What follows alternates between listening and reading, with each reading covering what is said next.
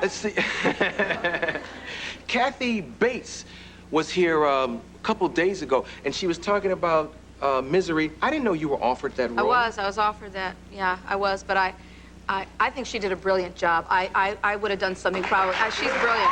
You know, I followed her for, you know, I don't know if you remember this picture called Straight Time. She did it with Dustin Hoffman many, many years ago. It was one of the first pictures she ever did, even though she's a big, big actress in the theater in New York. And I saw her in that, and she was so real that I'd never really seen acting like that. She really impressed me, and I started to follow her career. So I know her work pretty well, and I thought she did a fabulous job. I was afraid. I was too afraid. I thought, what will the fans say? You know, when she cuts off the feet and everything, I was totally appalled, you know. And it's James Caan, too. You would have gotten... It was James Caan. My God. I think people would like me to see me cut off somebody's but not necessarily cut off somebody's feet, you know. I mean, 'cause those are the kind of gigs I usually get, you know. Get out the scissors. Come over here, hon. And so, it was a hit, and I'm so proud of her. I'm so proud she got that little statuette. I'm really proud. Yeah. Speaking of film choices, I've made some duds, haven't I, well, babe? no, we want to talk about the positive. Let's talk about the positive. Oh, good. The future. You've said you'd like to work with Pee Wee Herman and Prince. Sure. Let's talk about Pee Wee first. What would you like to do with Pee Wee?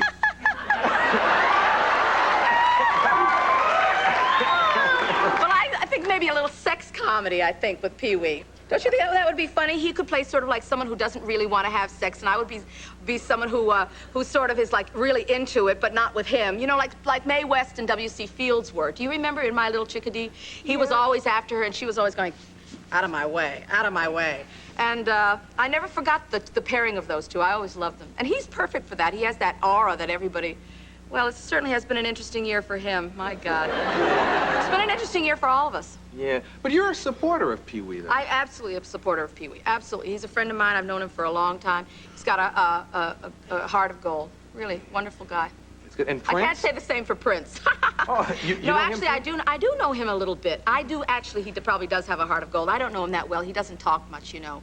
Have you ever had him on your show? He doesn't talk much. He doesn't talk much. He's kind of like, you know, monosyllabic, you know, like yes, no, and in a very soft tone. But he's a fabulous musician. Great, one of the best in the world. I think he's a genius.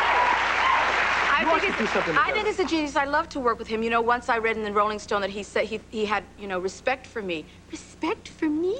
You know, I couldn't believe it. He put me, I was in the same sentence as Joni Mitchell, and that's like, wow, I was really impressed. So I sort of like try to send him little messages, too, that I would love to, you know. He loves to work with women, and he always writes them great songs. And he always, Sheena Easton, he did He should have given you Sugar Walls. Maybe not that one. Oh, okay. No. I'm a little, no. Not age appropriate, dear. I was talking to I was talking in the monologue. Although my gynecologist did tell me I had the insides of a 22-year-old. He did tell me that. He did tell me that. He did tell me that. He did. This is very private business, but I thought it was hilarious. I thought it was really wonderful because I'm trying to have another baby, you know, and I'm not a spring chicken. But see, I read in the I've been reading up on older women having babies, and I already had one child, but I'd like to have another one. So I went, and he told me that, and I thought, wow, let's get to it. Husband. I don't know how to respond to that. No, that's all right. I'm just telling you my private business.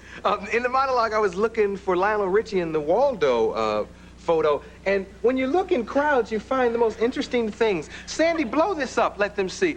Look in this. There's you and LaToya holding hands. You're so mean to her. Where's Bette? I had red hair. I have to see this hairdo. My goodness me, and I was chubby. But I was into it. You know, Bruce Springsteen was standing next to me, and they moved him. What? They moved him into the middle so he could be with all the really hot people, the people who were selling records that year. I was like, I don't know why they invited me. I mean, I was touched and everything, but I was definitely on the wrong side of the... Well, I was standing next to LaToya, you know. I'm sorry. I don't even know her. She was very nice to me. I have to say she was very nice to me, and I don't really dish. I don't like to dump on other performers. She hardly ever performs, right? Well... I mean, I don't really know. I'm sorry. I'm know. I don't like to dump. You must. I like her. I mean, I like her. I don't like to be mean to people. I really don't. I mean, I used to when I was younger. I was bitter, and so what was I so bitter about? I was so mean to everybody. Were you bitter when you were young? I was bitter, and I was so, I don't know, I guess I wanted it immediately. I was, you know, really selfish. I was a child of my generation. I wanted it all now. And you get a, have some life experience, and you realize you meet them on the way up, you meet them on the way down. Now, when you talk about... I'll be there soon, LaToya.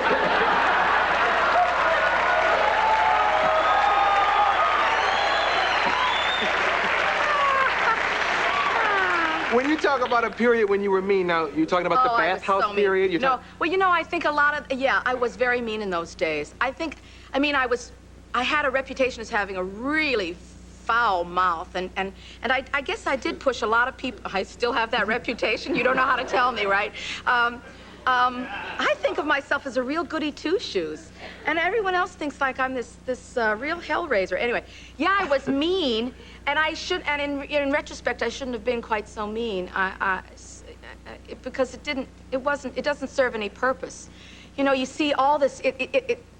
This is not the thing to say on a festive occasion like this, but people do, in our country, over the last few years, we've really gotten very, very down. I mean, we're always looking at people's, laundry, and it didn't used to be that way, and now we do it so much more than we ever did. It's kind of, I don't think all of life should be that. Let's move on. Okay. I was wondering, I have a very young demographic. How many know what bathhouses were? A few? Maybe your demographic isn't so young, babe. Well, half clapped and half didn't. Because I'll be honest with you. I asked somebody today, I said, I always hear about starting in the bathhouses. Mm-hmm. What are those? Well, oh, I'm sorry.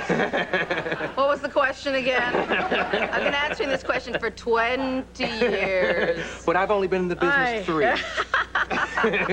Well, in the late 60s, in the late 60s, I think it was, in New York, there was this phenomenon of a health club. It was a gay health club. Mm-hmm. And there were a number of them. They were a combination gymnasiums and swimming pools and saunas and all that sort of thing. And then they had little rooms in the back where there was a tremendous amount of socializing, which I actually never saw or participated in. But this one guy, I'm being euphemistic here. This one guy had this great idea that he would have entertainment at his spa because he thought they were worthy of it or something like that. And so he sent someone out to find entertainers, and I was working at Bud Friedman's place, the Improv, in those days, and Bud was my manager. And this job paid $300 for 2 nights, and this was the most money I had ever earned in my life up till that time. And I said, oh, absolutely. And when I came down the steps, I'll never forget as long as I live, came down the steps, it was a big open space with a floor very much like this, with a crowd very much like this. No. It was all men, all male, and they were all naked except that they were all wearing towels around their genitals. And I don't know, I used to tell a story to people, and people used to think, what was that like? But to me, it was just normal. To me, it was like, it was a job. It was just what you did. You didn't think twice about it, And I went out, and they were, was Barry the first? Did I work with Barry the first time? I think I did work. The first time I worked was with Barry Manilow.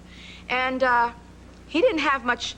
We had these rehearsals that were very kind of grim, and he didn't really know what it was that I did. And when I came out of my dressing room, sort of in drag, he just went like, and he had the best time of his life, and I had the best time of my life too. And these guys just sort of made a star out of me after that. They loved me. I was hilariously funny. They made me be funny when I hadn't been funny before. I'd been a torch singer. Yeah. And I wanted to be a torch singer or a blues singer or a soul singer. This was like the end of that whole era. And he made me be funny. Those guys made me be funny. And I turned into what I am today. Look at this success. This raging success. Oh. See, I've only been talking to people on this couch for 3 years, and I never knew what entertainment at a bathhouse was. People in towels. People in towels, yes, they were quite naked. And I never actually saw, I never actually saw a penis. Although I was looking very hard. They were very kind to me. They never let me see anything. They, you know, whatever they did on their own. And I think they knew I was kind of a baby at the whole thing. I was very, you know, naive. But I had a ball. I sang some awful songs. I told some terrible jokes. I mean, sorry. I mean, I really did have a lot of fun. You talked about blues. Linda Hopkins, who is a blues gospel singer. Yes, I met her in the late 60s. She was in Pearly Victorious. And my best friend was the hairdresser on that show. And she used to drag me up to Harlem to hear her sing in her choir. Yeah. And I fell in love with gospel music, and I went to see everybody. Rhythm and blues, too, was a very big part of my life in those days. I used to go see, I went to Queens. I sat on the floor to see Ike and Tina Turner when they were together with the Ikeettes, and I used to see... You love Aretha? Oh, I worshipped Aretha. Oh, she gave me the stink eye one time. Oh, it was so awful. I loved her so much. Oh, I mean, I worshipped Aretha Franklin. I mean, I worshipped her. I was on her label. I was on Atlantic, and I remained the oldest living artist on Atlantic. I swear to God, I've been there 20 years, and it's all her fault. I swear, because I loved her so much, and I went to see her one night. I schlepped out to Cherry Hill in Philly. Jersey, yeah, right, to see her, and I guess I don't know, she thought I was a joke or a jerk or some au fait or something like that. And she was kind of chilly to me, and I sobbed all the way home. However, I'm still on that label, and she's gone, so. Oh, I loved her. I still love her. I loved her. I went out to the Hyatt House to see Bobby Blue Bland. That was a real eye-opener. Have you ever seen Bobby Blue Bland?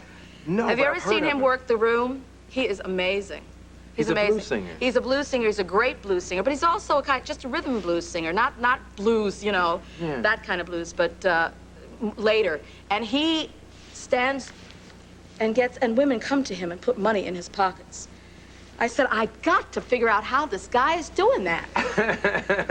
This would be great in an act, really. Yes, it would. They love him so much. They love him so much.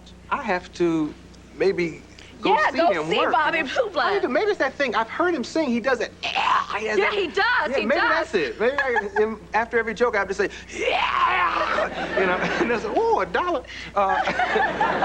Okay, you're gonna do another song, and when you all leave here.